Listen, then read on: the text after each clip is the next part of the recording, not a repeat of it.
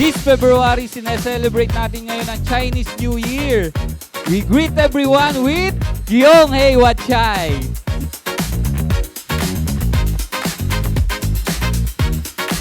The most successful people in iFern are the people who enjoy their business.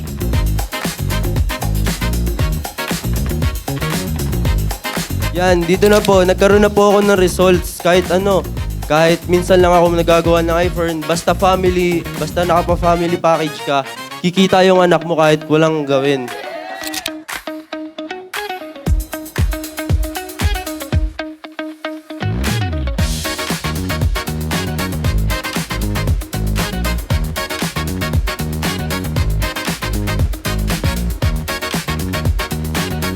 Marami din pong pinagdaanan, pero isa po lagi ang sinasabi ng mga apply natin, huwag ka lang titigil.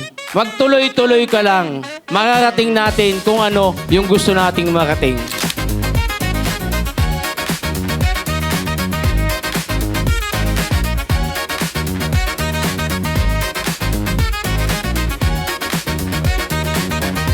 Ang ginagawa ko, kung ano meron dito, dinadala ko doon. Kaya kailangan magpalakas kayo ng husto, aralin nyo ng husto para kahit nasan kayo.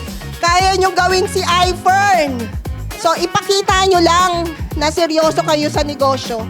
Kasi maseryoso sila Sir Tom, maseryoso si Madam Kimi, maseryoso mga uplines ninyo na tulungan kayo. Ang international nagsisimula pa lang. Ang laki ng market! Huwag niyong hayaan na hanggang dito lang kayo sa Pilipinas!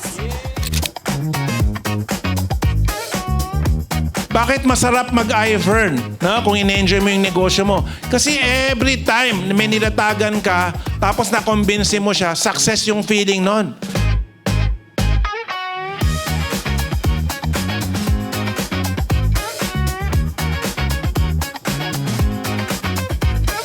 Yung mga umakyat dito sa stage, yung mga pinapalakpakan nyo, yun na naman ginagawa nila. Every day, they take the chance, they go to work. Kung takot kang ma-reject, hindi ka aabot dito.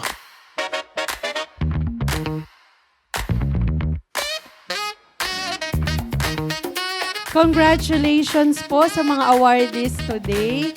You deserve everything. Alam ko pinaghirapan nyo yan. Alam ko pinagtrabahuhan nyo yan. Alam ko yung dedication nyo. So alam ko next month, mas lalaki pa yan.